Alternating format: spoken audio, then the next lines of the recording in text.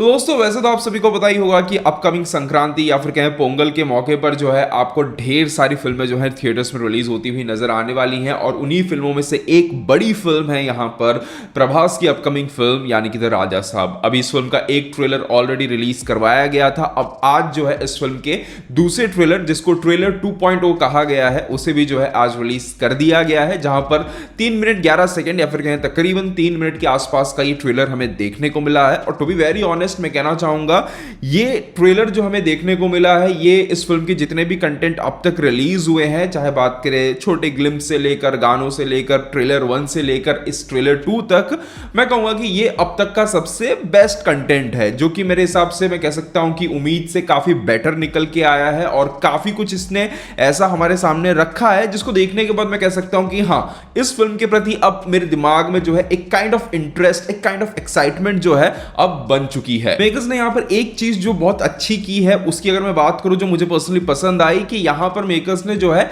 इसे एक horror comedy से ज्यादा इस ट्रेलर के अंदर इसे एक फैंटेसी एक्शन एडवेंचर की तरह जो है यहां पे प्रेजेंट किया है, जहां पर कॉमेडी को ज्यादा स्पेस ट्रेलर में नहीं दिया है, जो कि पहले ट्रेलर में थोड़ा सा एक्स्ट्रा स्पेस नजर आ रहा था, वो स्पेस यहां पर नहीं दिया है। इसे एक्शन और मास पर जो है फोकस किया है, प्लॉट या फिर जो है जो कंसेप्ट है उस पर फोकस डालते हुए इस ट्रेलर को कट किया गया है, जिस कारण से ये ट्रेलर जो है काफी हद तक इंपैक्टफुल साबित होता है। जहां पर 1 मिनट 55 सेकंड के बाद जो बीजीएम यहां पर चेंज होता है, उसके बाद जो एक्शन कट्स हमें देखने को मिलते हैं, फिर बहुत ही सरप्राइजिंग प्रभास हमें जो है यहां पर एक जोकर के एक लुक में जो नजर आते हैं, ट्रेलर मैं कह सकता हूं कि काफी सेटिस्फाइंग नोट पर जो है खत्म होता है और देखकर लगता है कि हाँ, ये कोई normal regular horror comedy film नहीं है, इसके अंदर काफी कुछ ऐसा है जो काफी यूनिक है, काफी इंटरेस्टिंग है। एक main stream horror comedy film के नजरिए से भी अगर देखा जाए तो यहां पर कहीं ना कहीं जो हमारा विलन है यानी कि संजय दत्त का जो कैरेक्टर है वो भी काफी स्ट्रॉन्ग नजर आ रहा है। उसके पास जो पावर्स हमें देखने को मिल रही है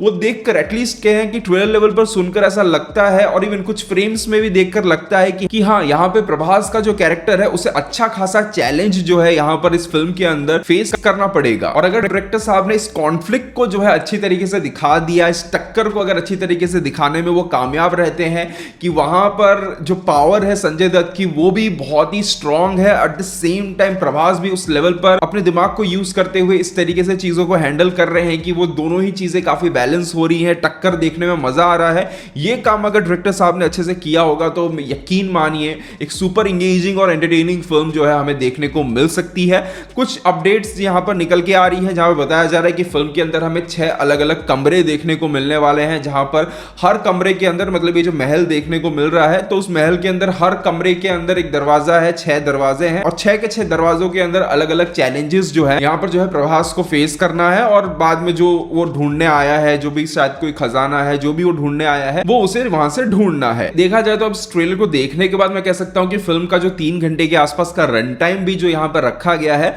वो भी कुछ हद तक जस्टिफाइड यहाँ से नजर आता है, क्योंकि ट्रेलर के अंदर काफी कुछ हमें देखने को मिल रहा है। यहाँ पे प्रभास और उनकी जो दादी है उनके बीच की जो बॉन्डिंग है वो भी है नजर आ रही है। यहाँ पर प्रभास की एक शुरुआत में एक लाइफ होगी और उसके बाद जब वो यहाँ पर उस महल में जाएंगे उसके बाद का एक पार्ट रहेगा। संजय दत्त का भी कुछ अपने आप में एक फ्लैशबैक रहने वाला है यहाँ पर। एट द सेम टाइम यहाँ पर हमें देखने को मिल रहा है कि यहाँ पे प्रभास की जो दादी है उनका भी शायद यहाँ पर एक पुनर्जन्म का भी कोई एंगल होगा, उनके भी पिछले जन्म में भी कुछ उनके पास पावर्स वगैरह होंगी, उसका भी हमें एक एंगल देखने को मिल रहा है। तो वो काफी सारी चीजें हैं, इन सभी चीजों के बीच में ये कंसेप्ट लेवल पर भी काफी कुछ चल रहा है। तो काफी सारी चीजें हैं जिनको स्पेस चाहिए और इमोशंस क्योंकि यहां पर बहुत इंपॉर्टेंट हो जाता है, क्योंकि संजय दत्त का कैरेक्टर बताया जा रहा है कि वो कमजोरी पर जो है यहां पर वार करता है। अब कमजोरी पर वार करना यानी कि प्रभास की दादी पर जो है वो यहां पर वार करने की कोशिश करेगा। तो अगर प्रभास और उनकी दादी के बीच की बॉन्डिंग को अगर सही से एस्टैब्लिश कर दिया जाता है, उस इमोशनल बॉन्डिंग को अगर हमारे साथ कनेक्ट कर दिया जाता है,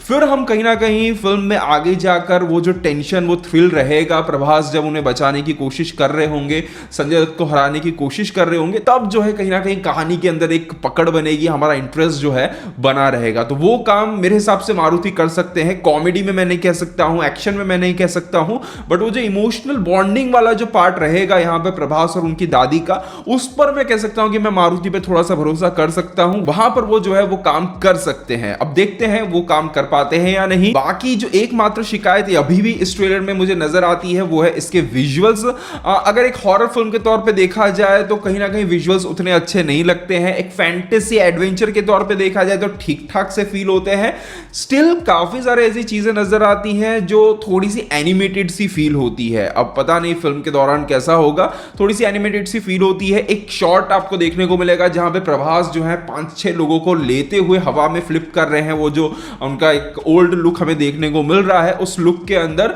वो महल के अंदर वो एक फ्लिप मारते हुए आपको गोल गोल घूमते हुए नजर आ रहे हैं। वो पूरा वो सीन है जब भी प्रभास जमीन पर लैंड भी कर रहे हैं, वो पर्टिकुलर फ्रेम भी काफी मतलब कंप्यूटर जनरेटेड ही ज्यादा फील होता है। इवन कुछ जगहों पर जो खून की बूंदें भी ऊपर से पड़ती हुई नजर आ रही हैं, वो भी थोड़ा सा मतलब एनिमेटेड टाइप जो है फील देता है। तो वो सभी चीजें अभी भी जो है यहाँ पे ट्रेलर के अंदर फील हो रही हैं। अदरवाइज कंसेप्ट और आइडिया लेवल पर जो है चीजें काफी इंटरेस्टिंग नजर आ रही हैं। यहाँ पर मैं कहना चाहूंगा कि जो म्यूजिक भी ट्रेलर के अंदर जो सुनने को बीजीएम मिल रहा है, वो भी मैं कहूंगा कि काफी बढ़िया था। डबिंग की अगर मैं बात करूं तो देखिए मैं कह सकता हूं कि प्रभास को जो वॉइस यहां पर दी गई है, नॉर्मल सीन्स के अंदर जहां पर भी कोई भी डायलॉग वो बोल रहे हैं, जो भी थोड़ा कहीं पर किसी को वार्निंग दे रहे हैं या फिर जो भी हो रहा है, वहां पर उनकी वॉइस मुझे उतनी कुछ प्रॉब्लम नहीं लगी, अच्छी ही लग रही है, मैच भी कर रही है। बट जहां जहां पर प्रभास का कैरेक्टर थोड़ा सा डरा हुआ सा नजर आता है, थोड़ा सा मतलब वो डर के द्वारा जो एक कॉमेडी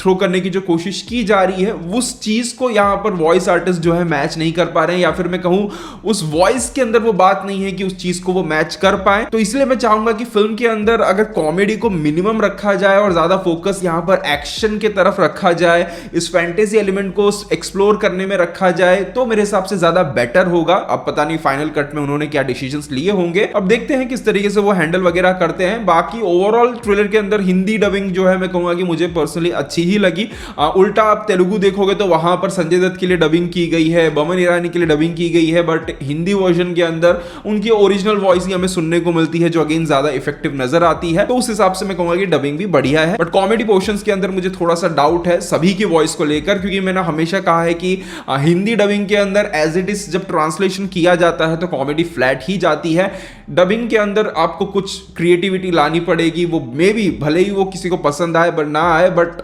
डबिंग के अंदर वो क्रिएटिविटी लाएंगे तभी ये मेरे हिसाब से राइटिंग के अंदर अगर लाएंगे हिंदी वर्जन के अंदर, तभी वो कॉमेडी कहीं पर काम कर सकती है। एज इट इज ट्रांसलेशन में जो है बहुत मुश्किल हो जाती है सभी फिल्म के केस में, केवल राजा साहब की नहीं बात कर रहा हूँ। कितनी फिल्में आती हैं, कॉमेडी फिल्में आप देखते होंगे कि वहां पर हिट हो गई है, बट यहाँ पर जब डब होके आती है तो पब्लिक को पसंद नहीं आता है। तो यही कारण है वो ट्रांसलेशन में उतना मजा नहीं आ पाता है। तो देखते हैं मेकर्स ने उस चीज पर क्या कोई डिसीजन लिया है, ध्यान दिया है, नहीं दिया है, वो तो वक्त आने पर पता चलेगा। बट ओवरऑल जैसा कि मैंने कहा, मुझे पर्सनली ये ट्रेलर अच्छा लगा, उम्मीद से काफी बेटर और इंप्रेसिव ट्रेलर ये निकल के आया है। अब मैं कह सकता हूं कि जब मैं इस फिल्म को थिएटर में देखने जाऊंगा तो मेरे दिमाग में कुछ ना कुछ जो एक्सपेक्टेड रहेगा, एक्सपेक्टेशंस रहेंगी कि हाँ मैं कुछ इंटरेस्टिंग यहां पर देखने जा रहा हूं। देखते हैं बाकी कैसी ये फिल्म निकलती है। मारुति को बहुत कुछ हैंडल करना है इस फिल्म के अंदर, केवल स्टारडम ही नहीं, इस फिल्म का जो प्लॉट है उसमें भी काफी कुछ नजर आ रहा है। तो सभी चीजों को किस तरीके से वो हैंडल करते हैं, इमोशंस को, कॉमेडी को, एक्शन को, काफी कुछ है, किस तरीके से वो हैंडल करते हैं, प्रेजेंट करते हैं,